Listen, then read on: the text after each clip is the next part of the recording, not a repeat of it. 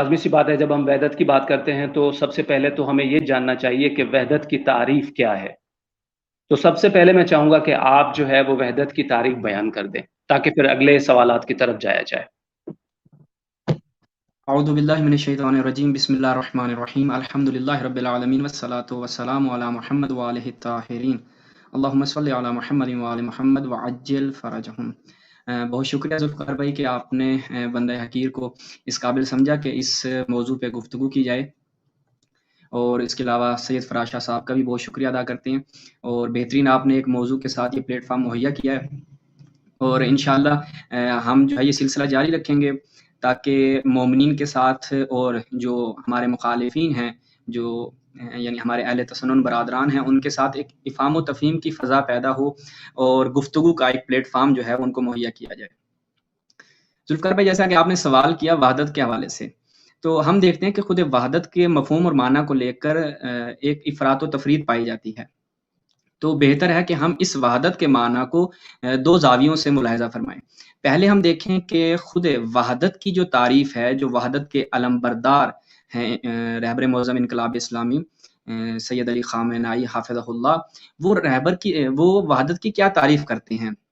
पहले हम उसको देखते हैं, ताकि हमारे मोमिनीन के लिए वाज़ेह हो जाए कि जब ये कहा जाता है कि आप वहदत के ख़िलाफ़ काम कर रहे हैं, अगर आप मुखालिफिन को जवाब दे रहे हैं, अगर आप शुबहात का जवाब दे रहे हैं, तो आप वहदत के ख़िलाफ़ काम कर रहे हैं। तो हम चाहेंगे कि वहदत की तारीफ़ इन अफ़राद के लिए वाज़ेह हो जाए। रहबर मुअज़्ज़म की किताब है तआमुलात। तआमुलात अगर आप ये गूगल करेंगे तो आप इसकी पीडीएफ वगैरह भी डाउनलोड कर सकते हैं। वहाँ पर रहबर मुअज़्ज़म ने वहदत की एक बेहतरीन उम्दा जो तबयीन और तारीफ़ की है, वो मैं अपने नाज़रीन के लिए पढ़ देता हूँ। फरमाते हैं कि यकी अज़ अव्वलीन क़याम है ये इन इनक़िलाब व इमाम बुज़ुर्गवार इन इनक़िलाब वहदत बैनुल मुस्लिमीन बुद, कि इस इनक़लाब इस्लामी ईरान का और इमाम ख़ुमैनी अलैहि रहमा का जो अव्वलीन पहला जो पैगाम था, वो क्या था कि मुसलमानों के दरमियान वहदत कायम की जाए। अब वो क्या है, और हम वहदत आतिफ़ी, वो जो वहदत है वो वहदत आतिफ़ी है, यानी एहसासाती वहदत है। इससे क्या मुराद है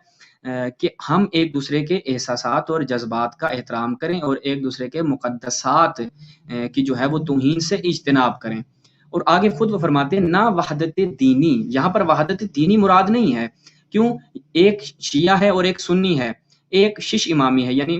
6 इमामों को मानता है, इस्माइली जिसे हम कहते हैं। हर किसी का अपना मज़हब है, और इसी तरह शियों के दरमियान भी मुख्तलिफ फ़िरक और फ़िरके जो हैं वो मौजूद हैं, और अहले सुन्नत में भी इस अंदाज़ से। तो इस लिहाज से जो हमारी वहदत है, हम ये नहीं कह सकते कि हम अपने वाजिबात और अपने अकायद से हाथ उठा लें और वहदत की खातिर आपके साथ यकजा हो जाएँ। इस हवाले से इमामत और रहबरी शहीद मुतारी की किताब है, बड़ा बेहतरीन जुमला शहीद मुतारी रिज़वानुल्लाह अलैहि ने यहाँ पर बयान किया है, वो ये कि हम वहदत की खातिर किसी अपने एक छोटे से मुस्तहब से भी हाथ नहीं उठा सकते। इससे क्या वाज़ेह होता है कि यहाँ पर वहदत दीनी और वहदत अकाइद जो हम बात करते हैं, या वहदत अक़ीदती, वो मुराद नहीं है, बल्कि वहदत से जो यहाँ पर मुराद है और जो रहबर मुअज़्ज़म ने की है, वो क्या है, वहदत आतिफ़ी, जैसा कि मैंने इसकी वज़ाहत भी की। उसके बाद अब हम अगर हक़ाइक़ को बयान करते हैं और वाक़िआत को, जो तारीख़ी वाक़िआत हैं, उनको बयान करते हैं, या शुबहात का जवाब देते हैं, जो एतराज़ात किए जाते हैं मुखालिफिन की तरफ से। चूँकि एक हमारे सोशल मीडिया पर ये चीज़ देखने को मिलती है कि बहुत से ऐसे अफ़राद हैं कि जिन्होंने वहदत के मफ़हूम और माना को गलत जो है वो लिया है, और उसके बाद वो ऐसे अफ़राद पर कि जो शुबहात का जवाब देते हैं। चूँकि हम देख रहे हैं कि एक यलगार है मुखालिफिन की तरफ से, यानी जो मुखालिफिन तशय्युअ उनकी तरफ से, हमने एक हमारे आदाद व शुमार के मुताबिक 100 से ज़्यादा चैनल जो हैं वो काम कर रही हैं। सिर्फ़ उनका क्या काम होता है कि तशय्युअ के अकायद को जो है वो ज़ेर सवाल करना, यानी उनके ऊपर शुबहात और एतराज़ात करना। अब रहबर मुअज़्ज़म अपनी एक और किताब, ये उर्दू में तर्जुमा भी हो चुकी है, हमारे नाज़रीन इस किताब का हत्मन मुताला फ़रमाएँ, 250 साल इंसान, यानी 250 साल इंसान। इस किताब में रहबर मुअज़्ज़म कहते हैं कि मा वक़्ती दरबार अमीरुल मोमिनीन बहस्मी कुनीम, जब हम मौलाए कायनात के हवाले से बहस करते हैं, मैं तर्जुमा कर देता हूँ, फ़ारसी नहीं पढ़ता, ताकि जो है वो ज़्यादा वक़्त सर्फ़ ना हो। तो ये तबई तौर पर हमें जो है वो अमीरुल मोमिनीन अलैहिस्सलाम की जंगों को बयान करना है। जो मौलाए कायनात के 5 साला दौर में जंगें हुई, उसको हमने बयान करना है। अब اور تاریخ کو جو وہ بیان کرنا ہے وہ اس کو بیان کرنے میں کوئی قباحت نہیں ہے، کیونکہ ہم جب امیر المومنین کی زندگی میں جو حوادثات اور جو واقعات پیش ہیں ان کو بیان کرتے ہیں تو یہ نہیں ہو سکتا کہ ہم جنگ صفین کو بیان نہ کریں، ہم جنگ جمل کو بیان نہ کریں۔ اب جنگ صفین میں یہ خود الفاظ ہیں کہ جنگ علی اور معاویہ اور مولا علی السلام کے درمیان جو جنگ ہوئی اس کو بیان نہ کریں، جنگ جمل میں ہم حضرت علی، طلحہ، زبیر اور عائشہ کے متعلق گفتگو نہ کریں۔ وہ کہتے ہیں ان کو بیان کرنا چاہیے اور ان کو بیان کرنے میں ہیچ اشکال نہ دارت، کوئی بھی قباحت اور کوئی بھی اس کے اندر مسئلہ نہیں ہے۔ یعنی اب یہ رہبر معظم بیان فرما رہے ہیں کہ آپ آ کر خود حقائق کو بیان کریں۔ ایک بہترین جملہ جو انہوں نے بیان فرمایا رہبر معظم نے، وہ کہتے ہیں کہ آپ اس کو اس انداز سے بیان کریں کہ اس میں کسی قسم کی اہانت نہ ہو اور کوئی سوء تفاہم نہ جائے، وَإِلَّا جب آپ بیان کریں گے اور تاریخی حقائق کو بیان کریں گے، اہل سنت کی کتب سے آ کر آپ حقائق بیان کریں گے تو جو سننے والے ہیں وہ خود متوجہ ہو جائیں گے کہ حق کس جانب تھا۔ تو آپ کو اس میں خود فیصلہ کرنے کی اور خود جو ہے وہ آپ کسی کو جنتی ڈکلیئر کر دیں، جہنمی ڈکلیئر کر دیں، تو اس کی کوئی خاص ضرورت نہیں ہے۔ فقط آپ کیا ہے کہ آپ ان تاریخی حقائق کو حتماً بیان کریں۔ اس کے علاوہ خود رہبر معظم جو ہیں وہ اپنی دیگر کتب میں، جیسے ہم رضمان حسین رہبر معظم کی کتاب ہے، بڑی عمدہ کتاب ہے، مجھے نہیں معلوم اس کا اردو ترجمہ ہو چکا ہے یا نہیں ہو چکا، تو ان کی یہ الفاظ جو ہیں وہ قابل دقت ہیں۔ تمام ہمارے جتنے بھی ایسے افراد جو وحدت کے معنی اور مفہوم کو لے کر کسی غلط فہمی کا شکار ہیں وہ حتماً دقت کریں۔ وہ کہتے ہیں کہ اگر میں کسی ایسی جگہ پر جاتا ہوں جہاں پر تشیع نہیں ہے، مطلب وہ ایسے لوگ ہیں کہ جو تشیع کے عقائد کو نہیں مانتے اور معتقد نہیں ہیں، تو وہاں پر میں حتماً دلائل عقلی اور نقلی سے ثابت کروں گا کہ امیر المومنین صلوات اللہ علیہ پیغمبر گرامی صلی اللہ علیہ وآلہ وسلم کے بعد امام بلا فصل ہیں، یعنی میں ان کی خلافت بلا فصل کو ان لوگوں کے لیے بیان کروں گا۔ کن لوگوں کے لیے؟ کہ جو نہیں مانتے مولا کائنات خلیفہ بلا فصل ہیں، اور یہ میں بیان کروں گا کہ زید اور عمر نہیں ہیں۔ یعنی زید اور عمر سے کیا مراد ہے؟ کہ جن خلفاء کی خلافت کا وہ اعتقاد رکھتے ہیں، میں ان کے عقائد کو نقد کروں گا دلائل عقلیہ اور نقلیہ کے ساتھ، کہ آپ جن چیزوں کے قائل ہیں، جن خلفاء کی خلافت کے آپ قائل ہیں، اصلاً ایسا نہیں ہے، بلکہ میں مولا کائنات کی امامت کو اور ان کی خلافت بلا فصل کو ثابت کروں گا۔ یہ کس کے الفاظ ہیں؟ رہبر معظم کے الفاظ ہیں۔ یعنی دو چیزیں ہیں، اب اس پہ دقت کیجئے گا۔ ایک دفعہ ہم آتے ہیں، ہم ان ادلہ کو بیان کرتے ہیں کہ جن ادلہ کے ساتھ، جن دلائل کے ساتھ امامت بلا فصل ثابت ہوتی ہے، اس کے ساتھ رہبر معظم نے دوسرے پہلو کو بھی یہاں پر بیان کیا ہے کہ ہم اس کو بھی بیان کریں گے کہ زید اور عمر خلیفہ نہیں ہیں، بلکہ یعنی اس کا کیا مراد ہے کہ ہم جو ادلہ خلافت آپ بیان کرتے ہیں، چاہے آپ اجماع کی صورت میں لے کر آئیں یا آپ کچھ روایات کا سہارا لیتے ہیں، ہم ان کو نقد کریں گے اور ان کو رد کریں گے کہ جتنی بھی آپ روایات اور جتنی بھی آپ دلائل بیان کر رہی ہیں کہ زید اور عمر فلاں فلاں جو ہیں وہ خلیفہ تھے رسول اللہ کے بعد، اصلاً وہ قابل قبول نہیں ہے، ان دلائل کی کوئی اہمیت نہیں ہے۔ تو یہ رہبر معظم کا بیان کرنا ہے۔ اب اگر ہم تہاجمی صورت اختیار کرتے ہیں اور ان کے دلائل کو نقد کرتے ہیں، کس انداز سے؟ خود انہی کی کتب سے، تو اس میں کوئی قباحت نہیں ہے، اور یہ کہیں پر بھی وحدت کے ساتھ متصادم نہیں ہے۔ میں زیادہ وقت نہیں لوں گا، فقط جو ہے وہ مولا کائنات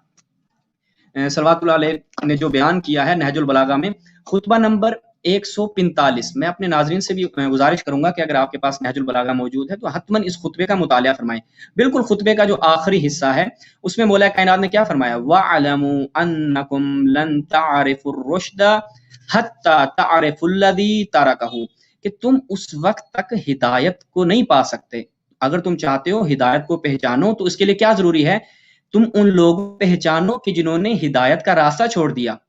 جنہوں نے قرآن کے عہد و پیمان کو جو ہے وہ توڑ دیا، ان لوگوں کو پہچاننا ہے۔ یعنی آپ چاہتے ہیں کہ آپ ہدایت کی طرف چلیں اور خدا کی رسی کو مضبوطی سے تھامے رکھیں اور قرآن سے ہدایت لیں، تو اس کے لیے ضروری ہے کہ جن لوگوں نے قرآن سے روگردانی کی، جنہوں نے حدیث ثقلین سے، کہ جو تواتر کے ساتھ شیعہ سنی کتب میں موجود ہے کہ رسول اللہ نے واضح اعلان کیا، فقط ایک جگہ نہیں، مقام عرفہ پر اس کو بیان کیا، انشاءاللہ اس کے اوپر ہمارا مفصل کلپ بھی آ رہا ہے، اس کے بعد غدیر خم پہ بیان کیا، اور اس کے علاوہ دیگر مقامات پہ بیان کیا، اور تواتر 20 سے زیادہ اصحاب نے اس روایت کو نقل کیا، اور مختلف الفاظ کے ساتھ، یعنی یہ تواتر لفظی نہیں، تواتر معنوی کے ساتھ ہم تک یہ روایت پہنچی ہے کہ میں تم میں دو چیزیں چھوڑ کر جا رہا ہوں، کتاب اللہ و اطراتی، یعنی اہل بیت اور قرآن مجید کو چھوڑ کر رسول اللہ گئے ہیں، اور کیا فرمایا کہ اگر تم ان سے تمسک کرو گے لن تضلوا، ہرگز گمراہ نہ ہوگے. اس کا کیا ہے؟ یعنی یہ منطوق ہے، اس کا مفہوم کیا ہے کہ اگر تم اہل بیت اور قرآن سے تمسک نہیں کرو گے تو گمراہ ہو جاؤ گے. اور یہی مولا کائنات نے فرمایا کہ اگر تم ہدایت کو حاصل کرنا چاہتے ہو، ہدایت کے راستے پہ چلنا چاہتے ہو، تو تمہیں دیکھنا ہوگا کہ کن لوگوں نے ہدایت سے روگردانی کی، کن لوگوں نے خدا کی رسی کو چھوڑا، کن لوگوں نے اس علم حق کو چھوڑا کہ جو رسول اللہ نے بیان کیا تھا کہ الحق مع العلی والعلی مع الحق. اور اس کے بعد روایت کے جو آگے الفاظ ہیں کہ اے خدا حق کو ادھر موڑ دے جس طرف علی ہو. یعنی حق جو ہے وہ اس کا محور کون ہے؟ مولا کائنات ہیں.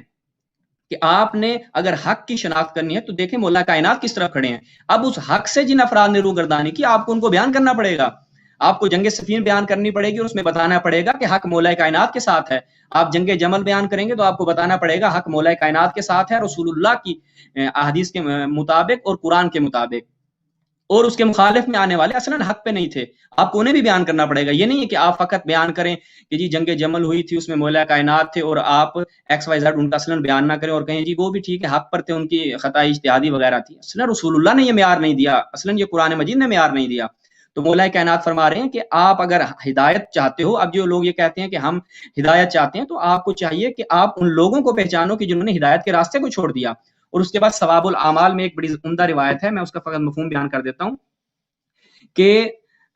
جو شخص ان مظالم اور ان حقائق سے آگاہ نہ ہو اور ان چیزوں سے آگاہ نہ ہو کہ جو ہمارے ساتھ حوادثات پیش آئے ہیں اور جو ہمارے ساتھ ظلم ہوا ہے، مولا کیا فرما رہے ہیں کہ جو ہم پر ظلم ہوا ہے وہ اس سے آگاہ نہ ہو تو وہ گویا اس ظلم میں ظالمین کے ساتھ شامل ہے. اب اگر ہم آتے ہیں ایام فاطمیہ مناتے ہوئے بیان کرتے ہیں کہ جناب زہرا سلام اللہ علیہ کے ساتھ یہ واقعہ ہوا، یہ حوادثات پیش آئے، ہم کربلا بیان کرتے ہیں، ہم غدیر بیان کرتے ہیں اور ہم دیگر جو اہل بیت کے ساتھ مظالم ہوئے ان کو بیان کرتے ہیں، تو یہ خود ائمہ علیہم السلام کی نصیحتیں ہیں اور اپنے تشیع سے ان کا یہ تقاضا ہے کہ وہ اس کو بیان کریں. تب جا کر جو ہے وہ حقیقی شیعہ بنے گا، وإلا وہ ان لوگوں میں شامل ہوگا کہ جو خود اس ظلم میں جو اہل بیت کے ساتھ ہوا اس میں شریک ہیں. تو یہ ایک اہم چیز ہے کہ وحدت کو لے کر اصلاً نہ افراد کا شکار ہونا چاہیے نہ تفرید کا، بلکہ ایک معتدل راستہ جو ہے وہ اختیار کرنا چاہیے. انشاءاللہ آگے چل کر ہم بیان کریں گے جو مزید سوالات ہمارے برادر کے ہوں گے اس حوالے سے، اور آپ مومنین کے انشاءاللہ مزید بھی یہ مطلب واضح اور روشن ہو جائے گا. جی